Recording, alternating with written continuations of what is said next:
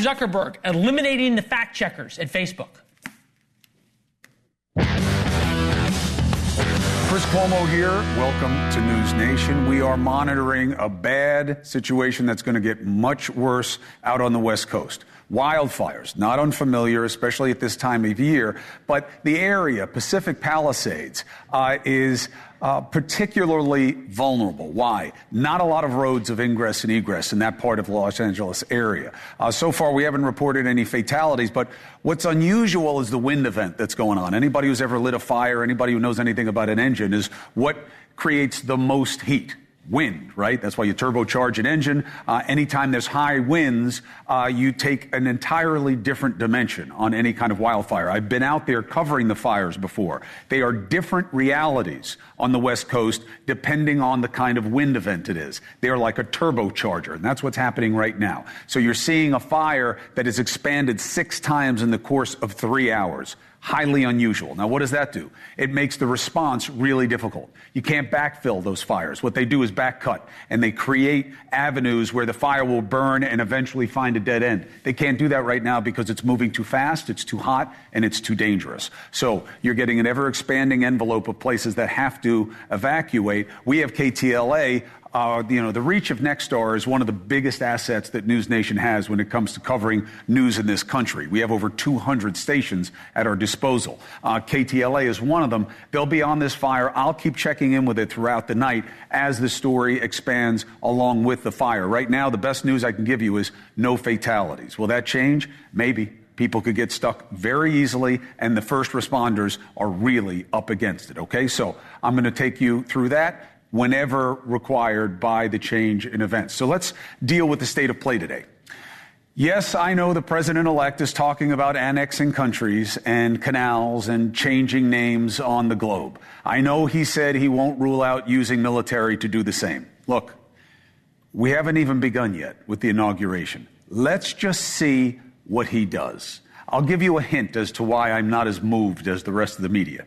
You really think America's going to send Don Jr. to annex a country? Do you really think that's the play that Trump is going to make if he wants Greenland?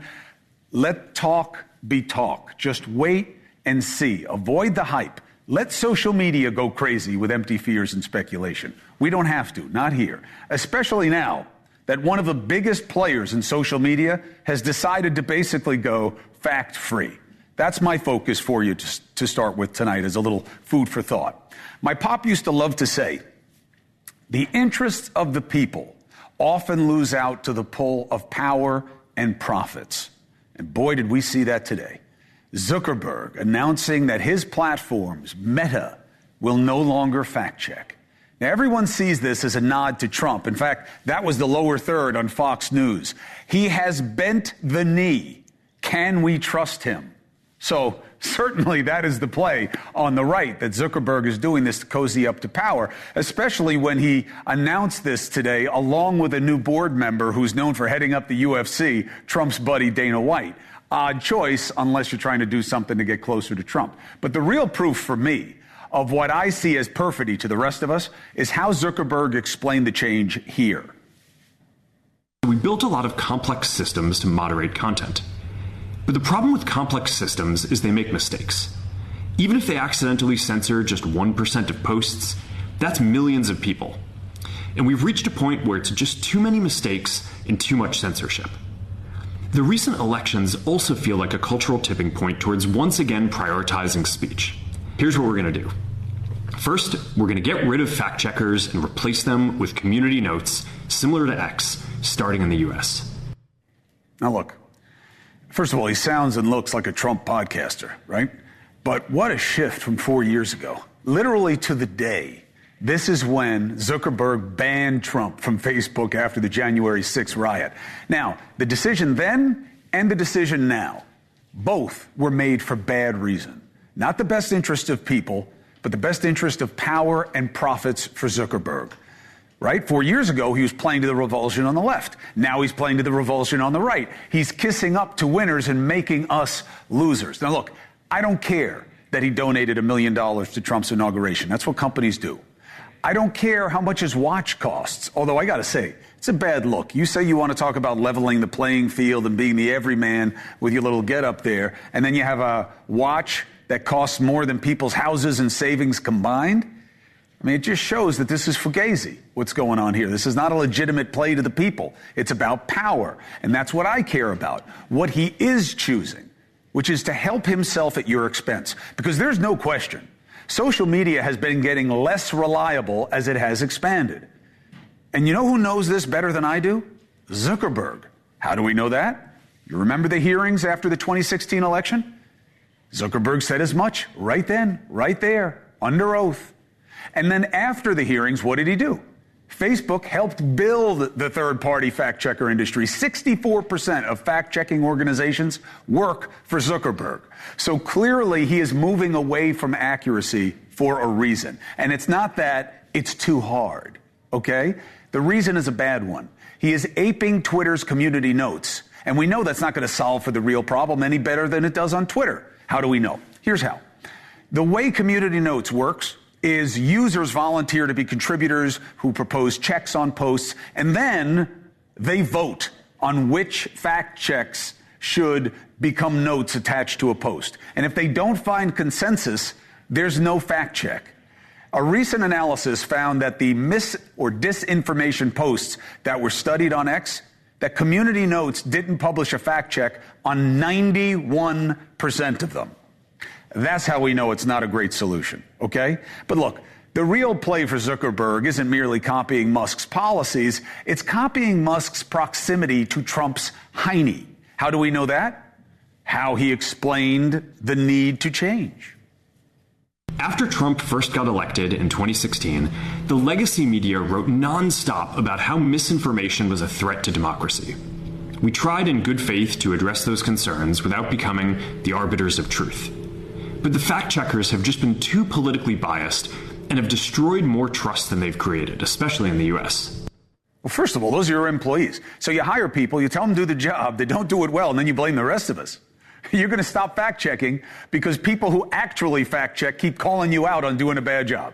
And instead of owning that, you're going to just not do the job. And instead, you blame wokeness, basically. Now, he calls it a culture of exaggerated inclusion. But I think that's code, meaning woke, which is exactly what Musk says. And it's fine to say it, but just own it, okay? Now, Zuckerberg also says Biden pressured him to censor. So let me get this straight. Biden's people pressure you to censor. Your answer to being pressured is to drop standards and kiss up to the next administration that replaced the one that was pressuring you. Come on. Look, it's easy to dislike the media, okay? It's easy to blame the media for everything. Corporate influence, bias. I just re-signed with NewsNation. Why? 2 reasons. Loyalty. They gave me a chance that others wouldn't. Second, because this is an insurgent startup that does things differently. And I believe there is a need for that, okay? I believe in better. Zuckerberg is making things worse. It is clear that his concerns about corporate media are just as present and less protected against at his company. And the reason it burns me is because when I first interviewed him in 2013, he was all about using his power to help people. We've always just focused on building something great over the long term, right? So everyone at Facebook, I just tell them, come in and try to make the biggest impact that you can have. And if we keep building a service that people love and that more and more people use every day, which we seem to be doing pretty well at, then we're going to be fine over time. And that's our focus in terms of building the company. Hard to do, though, when you hit the bumps in the road, though, right? I mean, it's a great message when everything is especially okay. important when you hit the bumps. I didn't just have more hair then, I had a better idea. You hit the bumps, it gets hard to keep people first. And that's exactly what we're seeing right now. He is compromising what matters most for people. Access to accurate clips and information. And why? For the sake of his own power. It got hard, and he's doing what's good for him. And he's doing it at a time when people can post anything, and increasingly, those things are fake. And they're tricking more and more people to believe things without basis. Can the best solution really be a standard where you vote on what you like to be true? Zuckerberg says he's making the change for us, but I think his own words show what this is really about for him. We're going to work with President Trump to push back on governments around the world that are going after American companies and pushing to censor more. Europe has an ever-increasing number of laws institutionalizing censorship and making it difficult to build anything innovative there. China has censored our apps from even working in the country. The only way that we can push back on this global trend is with the support of the U.S. government. So, stop fact-checking, and Trump will help you expand into Europe and China, and maybe also help Zuckerberg with that little lawsuit with the FTC that seeks to break up Meta? I mean, could it be any more of a naked play? I leave you with this. From the one who has been entrusted with much, much more will be asked. Luke 12:48. Question. Should Congress rethink the rules social media platforms and their big shots get to play by? Should Congress take away the immunity from litigation for social media platforms if they are going to continue to do things that anyone else would be sued for? All right, let's discuss the state of play. Great guest, founder of the Substack Public, author, independent journalist, Michael Schellenberger. It's good to see you, brother. How are you? Happy New Year. Great to see you, Chris. Terrific. Do I have it wrong? How do you see what Zuckerberg's doing? No, I mean, look, I think it's not accurate to say that there won't be fact-checking. There will be fact-checking. It'll be crowdsourced. You know, Community Notes has been studied quite a bit. It's actually working very well. It identified misinformation on COVID. And I think it's important to keep in mind that the people that they had doing the fact-checkers, which was a very small group of people, they censored true stories of COVID vaccine side effects. They censored the COVID lab leak hypothesis, which I think most people now believe is where it came from. They censored the Hunter Biden laptop, which we now know was a real thing. They censored accurate information on climate change. They censored accurate information on transgenderism. And I think there's a lot of issues, including on the gender issue, which, by the way, Zuckerberg drew attention to in particular, along with mass migration. There's just legitimate questions. I think there's a legitimate debate to be had around things like sports, around gender-affirming care. There's been widespread abuses reported. You know, the people that created the United States of America did not want small committees of experts to decide what we could and could not say. And so I think what I see Zuckerberg doing, and by the way, it was in the works before Trump was elected. I mean, it really was. He had already sent an open letter apologizing for too much censorship well before the elections. I think I see what he's doing at Facebook, similar to what Musk did at X, which is to create a set of rules that are much closer to the First Amendment protections of free speech that we have in the U.S. Constitution, and very different from the kind of systems they still have in Europe, Mike, where they allow experts to engage. It's a very open question about why Elon Musk is doing what he's doing. You saw what just happened with the journalist that came out with a story about him he didn't like, right? All of a sudden they're banned. There's a difference between having an open marketplace of ideas and shaping a marketplace to your ideas. I think Musk is an open question. I am not a hater of him. I think he has tremendous power. I think he's going to get his wings clipped. I think he's talking too much as an agent of the United States, and I think that's going to be a problem. You see what's happening with some foreign countries' feelings about it, but that's not the point tonight. Here's my concern. Zuckerberg does this. He says, I want to work with Trump. I need to use the government. He gives him money. He puts Dana White on his board. I mean, this was, at best, a clumsy way to do something that's not about kissing up to the current president, right? Yeah, I mean, look, I think that obviously he can't do anything that's not in the financial interests of Facebook. It's a publicly traded company. He has to serve shareholder value. That's by law. He has to do that. He obviously pursued a different approach, 4 or 5 years ago when he stepped up censorship, when he abandoned his prior position, which was basically the Supreme Court standard that he would even allow Holocaust denial on the site. He got rid of that. So, look, I mean, I think there was two paths towards profitability here. I just think that he ended up going with a path, and I do think it'll be better for the finances of Facebook. I hope it's better, but it's a standard much closer to the First Amendment. I mean, we allow people to lie. We have a much higher standard for defamation than they do in Great Britain, which allows journalists like myself to. Yes, but, so we think but Michael, here's my beef about it. You're 100% right about the marketplace of ideas. One of the reasons that we are friends is because we both share this. Everybody has a right to be wrong. Let the best idea win. Don't censor things. You wind up empowering them. Let all the ideas out there. He has a different responsibility.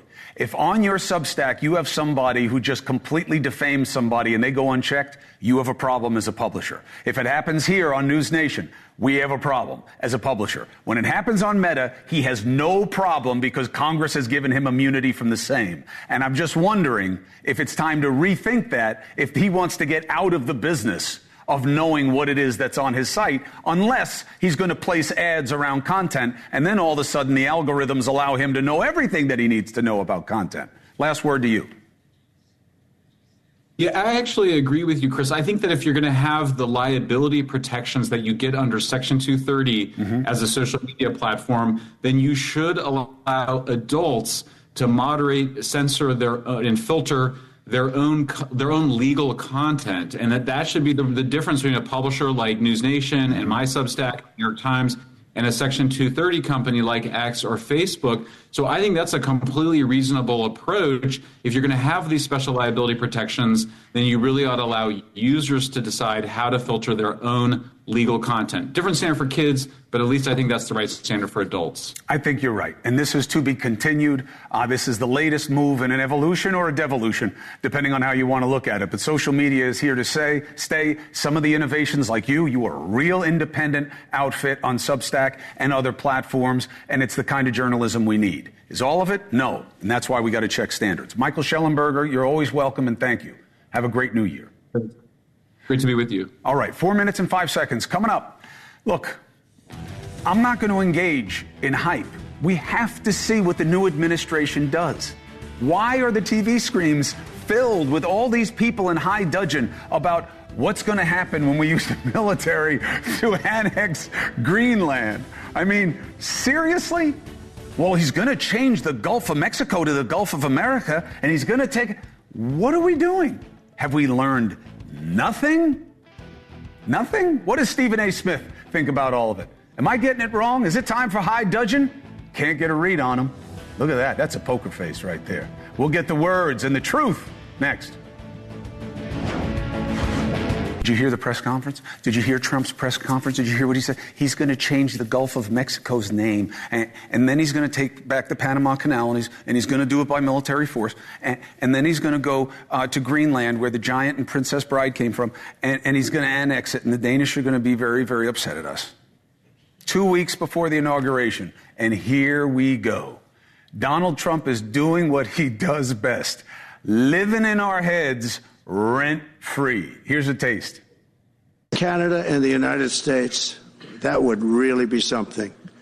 You get rid of that artificially drawn line, and you take a look at what that looks like, and it would also be much better for national security. We're going to be changing the name of the Gulf of Mexico to the Gulf of America. Well, we need Greenland for national security purposes. I've been told that for a long time, long before I even ran. China's at both ends of the Panama Canal. China's running the Panama Canal. What they've done to us, they've charged us, they've overcharged our ships, overcharged our Navy.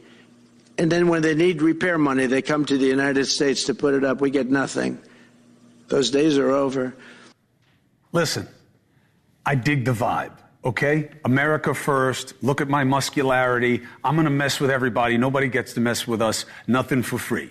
I get it. But that's all it is. You know, just think about it for a second. So Canada, we can just easily annex because the line is an imaginary one, he just said. Also called a border, which when you now take it and put it on the southern tip of our country is the most important place in the world, because if you don't have a border, you don't have a country, right? That's from Donald Trump also. You see the inconsistency? He's just saying things to deliver a feel of being a big man, a strong man. I get it. Why social media is exploding and all the cables are talking about this and how's he going to do it or not, I think is a repeat of a mistake we don't need to make again. but maybe I'm wrong. Because here's a man who sees the world from a different perspective and is here to speak truth, the host of the Stephen A. Smith Show, Stephen A. Smith himself, tanned and ready for the new year. Happy New Year, my brother. What's up, my brother? Happy New Year to you, my brother. How you doing? So you thinking you're going to be throwing a Canada plate on that 68 Cadillac that you're going to be driving around soon? Canada, 52nd state after Greenland? We know better than that. And here's the biggest reason why we know better. Because Trump was the Republican nominee who's now the president-elect certified. He'll be the president January 21st officially. And if Canada would have become the 51st state, that'll be more Democrats because that's the way they would lean. And we know he certainly doesn't want that. So that reality alone shows that it's all pomp and circumstance and much to do about nothing. But what I will say to you, however, Chris, where I would disagree or tilt in a different direction is in this regard. He's a deal maker. He's a ribbon cutter. These are the kind of things people say to describe Donald Trump. They also throw out the words deal maker, they dream, a dreamer, et cetera, et cetera. People can make the argument that at least that's a return to the norm because of what we had been getting from the other side. What were they talking about when they looked at the Democrats and they saw this focus on woke culture, saw this focus on transgender rights and things of that nature, and got us veered in a different direction that made Americans look at this country and say, what the hell are we doing? Where the hell are we going? This kind of language, no matter how frivolous we may think it is, no matter how we may suspect that it's much ado about nothing, at least it sounds like a typical politician talking a bunch of smack, giving us a bunch of superlatives, knowing that it's much ado about nothing. At least America can sit up and say, now that's normal. We can relate to that. That's familiar to us. And I think that's what you're seeing a lot of people say. I think you're right. And I also think you got to see where Trump's head is, right? This is it for him. I don't buy into this. No, he wants his whole family to take over. We're not a monarchy. He doesn't want us to be one. But he wants to be a great president. He wants to be a great man. And what does a great man do? Big things. What would be a big thing to do? Expanding the footprint of America. I get the ambition. I also get why it pisses a lot of people off, like who's in charge of Greenland and Canada and all the people. But that's right. I get where he's going with it. What I don't get, Stephen A., is you're a pretty smart guy. Me, less so. But even I know. All these talking heads on television talking about the military and he can't do it and who did he just offend and how did it hurt? I feel like this is exactly what we got wrong the first time he was president. Well, you could say we got it wrong, but the reality is that that's a lot better than the conversations that we've been having over the last couple of years. That's number one. Number two, when we look at what he's saying, let's take Greenland into consideration. As the way you articulated, knowing what you know, that's one way to look at it. But what about the fact that China and Russia and the United States are all battling for the resources that exist in that part of the country, or that part of the world, I'm sorry. So when you look at it from that standpoint and you recognize you've identified an enemy in Russia, for different reasons, of course. You've identified an enemy in China for different reasons, of course. But they're the enemy, and you're recognizing it, and you're going after them. And that's juxtaposed to what everybody was contemplating or speculating about with Joe Biden and what his dealings with China were and whether or not he was in their back pocket, even though Trump was accused about that with Russia for the longest period of time. Then we get now to Mark Zuckerberg and what you were pointing out, and I thoroughly enjoyed that conversation that you had at the top of the show, because as a journalist, as a member of the media for the past 30 years, I think it's absolutely appalling to watch him shift so dramatically the way that he has. But here's the thing. It's also very understandable, because this is a guy that was all about the people, all about free speech, all about free expression and what have you. But then you went about the business of literally limiting conservative voices, of vax skeptics, along with other people. And so you did that, and some people accused you of influencing the election in 2020. Why? Because the Zuckerberg Initiative, led by his wife, donated about $420 million to causes that they believe help the Democratic cause. So if you're Trump, You're saying, I remember all of this. I remember how you came at me. I remember how you tried to backdoor me and you helped to facilitate booting me out of office. Well, now I'm back in power. And not only am I back in power, I got my man Elon Musk with me, your competition over at X. So all of a sudden, you're looking at Mark Zuckerberg and you clearly see him essentially, figuratively speaking, on his knees, trying to make amends for some errors that he has made, because the one thing we know that Trump has mastered in terms of its definition as a dictionary is retribution and reciprocation.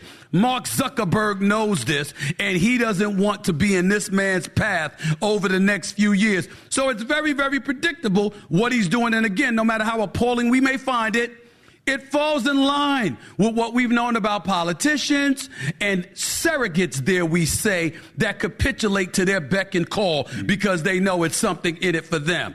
You would think somebody as rich and successful as Mark Zuckerberg wouldn't be one of those individuals, but he's competing with Elon Musk, who, by the way, tweeted on X, "This is cool." In other words, you're in the same boat that I'm in. Welcome to the party. Let's all be fruitful and multiply. That's basically what they're saying. It's just that some people are slow to catch on. The lower third on Fox when they were doing this story was Zuckerberg bends the knee. Should we believe him? So obviously they're seeing it the way you did. You remind me of the line from Eddie Murphy in Trading Places. You do that, there's going to be ramifications and repercussions. That's what Trump was saying to Zuckerberg about putting all that money in Democrat pockets. That's why he put your boy Dana White on the board. Well, exactly, because you got Dana. So in other words, he's got loyalists to him, and Dana White. I know Dana White personally. I've known him for many, many years, and he's a straight shooter. He doesn't mince any words, and he has no desire to be involved in politics. But to be a part of a board that has such power and influence in terms of information that's disseminated, in terms of making sure that your spin, whatever it may be, may get out. When you're somebody like Trump, let me tell you what Dana White's going to do, and I know this personally. As the man that runs the UFC, the Ultimate Fighting Championships, he's going to be preoccupied with doing his job. He ain't trying to come to a bunch of meetings. He's going to want you to come to Vegas, all right? But if you mess with his boy Trump, you're going to have a problem. You see what I'm saying? Yeah. He don't have any time for anything else. He don't have any time for all the political mumbo jumbo. But if you mess with his boys, one of his boys, you're going to have a problem. If you're his guy and somebody's messing with you, Dana's going to fight for you. I'm a friend of Dana White's. I know he would have my back. That's how he's built. That's the way that he is. And that's why Trump wants him on that board. And that's why somebody like Elon Musk is looking at it and saying, welcome to the party, because this is what is going on right now. He's just greasing the skids and making sure that there are layers that you have to penetrate through in order to touch Trump, which is far different than what you had to do when he was in office from 2017 to 2021. That's what we're talking about here. Well, this move today from Zuckerberg is certainly a step in that direction. And in concordance with your analysis. Stephen A. Smith, I appreciate you very much, and I also have your back because you are my friend. You take care, and thank you. Thank you very much. To be continued, here. Brother. Feelings mutual, my man. Happy New Year. So much. I like you in front of that White House. I'll vote for you. 4 minutes and 30 seconds. Up next, did Trump score a big legal win today? 2 weeks before he's set to take office. Jack Smith says, I want to release my report on Trump. The DOJ says, yeah, we may do that. I can do that. They go to court, Trump's lawyers. The judge that dismissed the case says, nope, you can't, until the appellate court takes it up. Was she able to do that? Is it a dead letter? Should the report come out? You know who can answer these questions best? A former U.S. Attorney General worthy of our respect. Mr. Mukasey joins us next. And we're watching the wildfires. They're growing because of the wind. When they change circumstance, we'll be on it. Stay with us.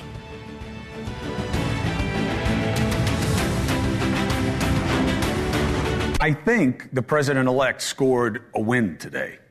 Judge Eileen Cannon, okay, that's a federal judge he appointed, kicked out the Jack Smith case, saying that he was not properly put in position, that he needed to be passed through the Senate, and he wasn't.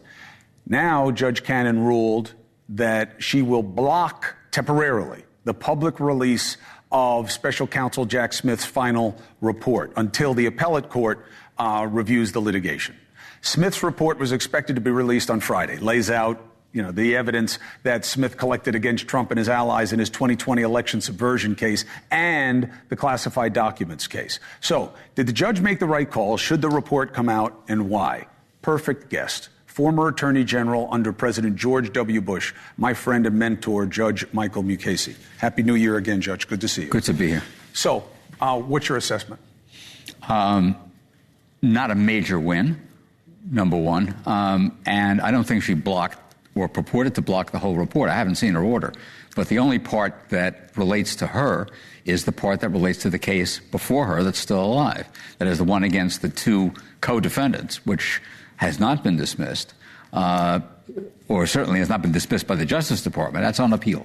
Walter Nauta, and Carlos de Oliveira. They're still possibly defendants in that case. And she blocked release of the report because if the 11th Circuit reverses her decision and says that Smith can proceed, then she believes that releasing the report would prejudice the jury pool, and therefore she's protecting the jury pool against that kind of information. So you're okay with the ruling? Yeah, I'm okay. I'm okay with the ruling. It's a question about whether she's got jurisdiction. I think she does. So the jurisdiction would be maybe not on Trump because she dismissed that part, but with the co-defendant. Well, certainly not. I mean, there's no case against Trump. Right. But there is a case with regard to the co-defendants. Right. And it's that part of the report. There are two parts of the report, right. The January 6th part and the classified documents part. That's the part her order relates to. So then technically, the DOJ could still release the report redacting or removing the portions that relate to the two co-defendants? Conceivable. Yeah. Now, would you, if you were the DOJ? What's the point? Transparency? Transparency? Must you show such complete contempt for what I say, Judge? It's not a question. I don't feel contempt. All of this has been out before. The special prosecutor is required by the regulations to file a report explaining the charges that he brought, if possible, the charges he didn't bring, if there were such, and the basis for both. We've seen this litigated over and over again. What's the point of releasing a report? So you think there's nothing in the report that we haven't seen? Yeah. Correct. Then what's the point of the report? The point of the report is, not necessarily in this case, but in other cases of other prosecutors that have received a lot less publicity, to show that they've done the job they were essentially commissioned to do. So so then why is Garland playing at the idea that he may release the report? Why isn't he saying what you're saying? I don't read his mind. I can think of a reason. Give me one. That he'd like to rain on Trump's parade when on the eve of or concurrent with his swearing in. So how do you balance the equities of the people's right to know and preserving the integrity of an incoming presidency with a case that is no longer active? Not a question of preserving the integrity of a current of an incoming presidency. If the point is to create another story that will compete with the story of his inauguration, then that's not a reasonable purpose, I think. But so I'm certainly in favor of transparency. And the Attorney General said that he would release any part of the report unless there were parts that should not be released publicly, in which case he wouldn't release those. Now I want to ask you something else. But the point is that the Justice Department has already dismissed the January 6th case. Yes. The classified documents case still exists only with regard to the two defendants who were claimed to have helped the main defendant. Right. And the cases to him is gone. Right. I want to ask you a question you're not going to want to answer, but I want you to answer it anyway. Okay. Just as an observer of government and politics for a few years, okay, how would you process what we're hearing from the president-elect about his potential perspective on the Panama Canal, Greenland, Canada? What would you do with those statements? None of that relates to law. I know they don't, but you know more than just the law. Yeah, but I know as much as any lively newspaper reader. But I respect you as a very smart man who's been counsel to me for many years. As to the Panama Canal, I don't think anything. What do you make of it? It may be a negotiating ploy. to try to elbow the Chinese out of the control that they have to a certain extent over the facilities at the canal. So far as the Gulf of Mexico is involved, that's playing the game of the names matter. The left wing played that game with regard to names of forts in the South and so on. So he's going to play the game with regard to the Gulf. I mean, I understand that. I'll tell you why I asked you. Go ahead. Your lack of interest in it is so different than everything I'm seeing on the other screens around the studio right now that I want the audience to have the perspective of someone who's not impressed by just the words. It's not a question of being not impressed. I don't have to produce on a daily basis a show that broadcasts news. I don't have to fill. But do you think it is 24 hours? No. Okay, that's what I don't have to fill 24 hours. Understand what I worked for wire service back in my misspent youth, and the bureau that I worked with had a split every day, certain number of minutes that it had to fill with news reports, regardless of what they were, and we had to generate stories. You had to feed the beast. We had to feed the beast, and if you didn't, if for some reason the ticker went silent for any period of time, we got a call from New York saying you guys are laying down on the job. We're in danger of finishing second to the AP. We couldn't have that. And now we see that writ large on the screen. In digital per nanosecond. Right. Judge me, Casey. Luckily, I don't have to do that. Thank you. Well, you helped me do it right now. And you did it by saying that it shouldn't be as urgent as it's being made. And I appreciate you making the point. Dinner's on me. Thank you very much, Judge Casey. All right. 3 minutes, 45 seconds. Up next, we cover long COVID. We cover vaccine injuries because they are real. They are underreported and underrealized. Doesn't mean the vaccine is poison, okay? I want to talk about something, though, that is a very big deal. I have a research team that's going to come on here and tell you about what they have learned that you need to know. Somebody, if not you, someone you love, needs to know what you're about to learn.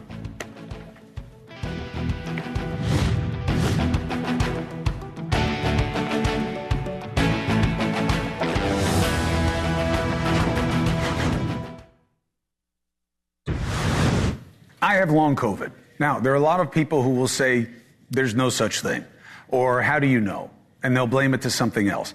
And this is a big problem because there could be there's certainly tens of millions of people. There could be more. There's another story I'm working on that has a way of showing a difference since COVID in bodies that are being embalmed that show that in 27% of the people, they now see clotting that they didn't see before COVID. We keep getting more and more evidence, but we haven't had the breakthrough we really needed until now. Now, you've heard about this on my Substack from my doctor, Robin Rose, who she and her group very out there on doing the research that needs to be done. Now, how do we get to the next step? That brings us to our guests, okay? Joining me now are two of the scientists behind a study that can be the breakthrough we need of identifying not just how to treat the symptoms, but how to put together treatments that are specifically designed, like my doctor's trying to do, to get rid of long COVID and vaccine injuries because they are tied to the same basic problem of spike protein in our bodies. Dr. Doug Jones, allergy, immunology at Metrodora, and Metrodora's CEO, Rohit Gupta. It's good to have you both. Doctor, thank you. So I'll start with you. Doug, what do you make of where we are in terms of people saying, oh, it's all long vax, there is no long COVID, or there is all this sequelae, as they say, the Latin word for what follows. We always see this with viruses. Long COVID is no different. What do you say? I keep hoping that we're transitioning out of that because we've seen it now for several years. The evidence continues to mount, and I'm really hopeful that we can kind of move past that narrative and into a narrative of really validating these patients, understanding where they are, and getting to the deeper questions of why. Why has this been happening to the patient? And that's really what we're about. So, Rohit, what are you looking to do with this study that you believe may change the game?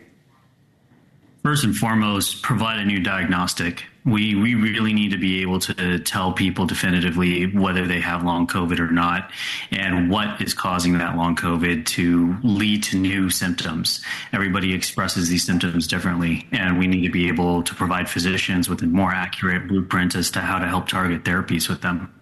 Now, Doug, when you're looking at it, my understanding from my doctor, Dr. Robin Rose, is that spike protein is the common element that you have to isolate, that the vaccine can put it into the body, the virus can put it into the body, and depending on who you are and how you are, it will either spread or it will stay limited and you'll never know anything.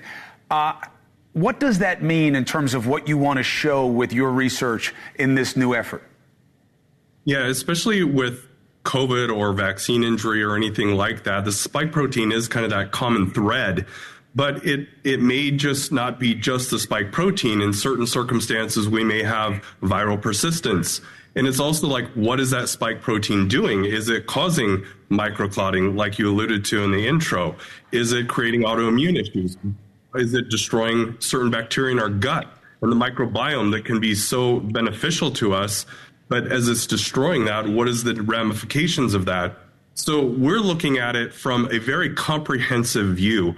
I think part of the problem is, to date, so many things have been almost like this whack-a-mole approach where they're looking at this symptom and that symptom. And what we really need to do is integrate this together in a comprehensive view, top to bottom, with not only baseline characteristics of the patient, but what is the patient experiencing real time? And of course, the next step will be, once you start to get a better understanding of when someone has it, is what you can do to get them through it, which is still a big mystery for so many. Rohit, how are you doing with getting people to volunteer to want to do this? Yeah, great question. We're enrolling folks through Metrodora Connect. It's our app. You can electronically consent to it anywhere in the country and enter in your medical record information. It connects all of it with one click, your biowearable data. And so we can really consistently put everything together in one place, which makes it more accessible and more definitive for researchers that are working with us to really mine that data fast. Well, I'll talk to you guys after we do the segment. And if you want my stuff, when Dr. Rose showed me the spike protein in my blood and the fluorescent lighting up and the micro clots and all that stuff, I got plenty of it. And it was so depressing. But you know what? It's better to know. It's better to know. Yeah. This is what I have. Dr. Gupta, I'm here for your findings. Dr. Jones, I'm here for how you analyze it and what it means and what you want people to know. You let me know. I'll see you again. Good luck with your work, and thank you for doing it. Thank you so much. All right. 4 minutes and 45 seconds. You know, you want to talk about it on social media. You want to blame. You want to say you knew back then. What we need to focus on is how to get people better. And that's what we're doing here at NewsNation. We'll be right back. Quick update on the fires.